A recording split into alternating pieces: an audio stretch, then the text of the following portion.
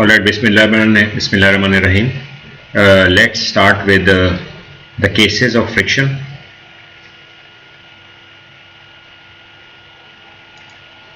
Okay, this is our case number 1 that they have defined to us. Okay, so what does this thing? Type 1 case, or case number 1 is called type 1, no impending motion, which means on the body there will be no impending motion generated on the body.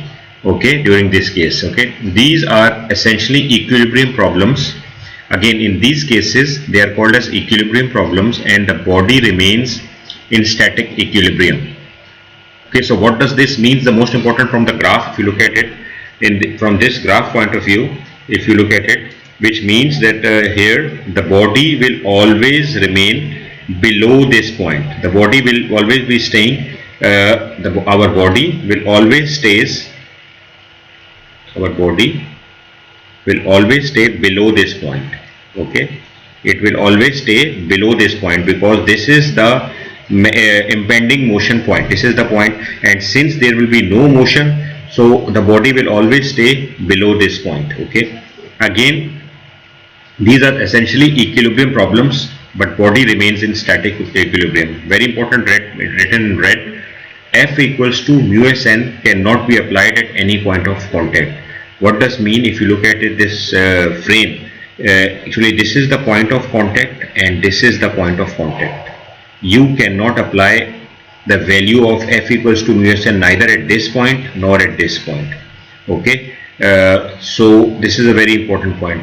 Another thing, if you look at this frame, okay, this frame is basically, if how many equilibrium equations you can apply for this frame. If you look at it, for this frame, the maximum number of equilibrium equations are, the maximum number of equilibrium equations will be how much? You know, it is 3. And if you look at it here, if you look basically the frictional value 1 here, 1 is the normal reaction. Then again the frictional value here, the frictional force at point C, and the other will be, if you look at it, it will be the normal reaction C. So how many unknowns? 1, 2, 3, 4, and the equilibrium equations are 3. So this is a very important point that you have to remember. Okay, so the equilibrium equations are 3, and here the unknowns, there will be 4 unknowns. Okay, so there will be 4 unknowns, 2 here and 2 unknowns will be here. This is very important. Okay, so 4 unknowns.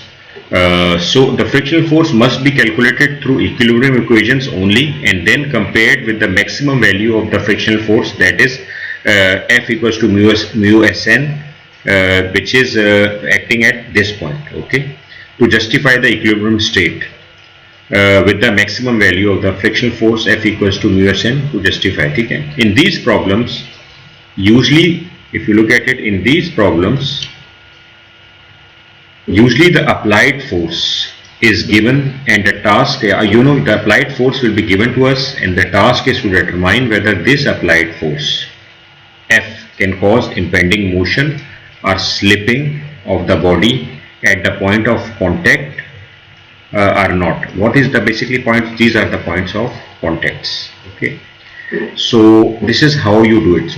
So most important point is basically to understand in these problems is basically that for all these problems, the number of unknowns will always be equals to the number of the equilibrium equations. So if you look at it, this problem very clearly, so this cannot be solved. So what we will do, we will basically try to explode this frame into its respective components. We will try to explode this frame into respective components. So once we do it, so what we are doing here is that this is the pin. Okay, so when we do frame and machine, you will see if we break this overhead pin, we will have 2 reactions. So one part of the frame is this and the other part of the frame is this. So since it is pin, it will have 2 reactions, Bx and By, and the other frame it is being joined, there are no forces, so Bx and By are the other reaction of the pin. Okay, but if you look at it, this is one assembly. Okay, so if you add Bx with this Bx and if you add By with this By, there will be no net reactions. Why? Because this frame has to be in equilibrium. So if we add Bx with plus Bx added minus Bx plus By added minus Y, the net value will be 0. Okay, so this is very important. So now if you look at this frame over here, you will see that the number of unknowns will be how many? 1, 2.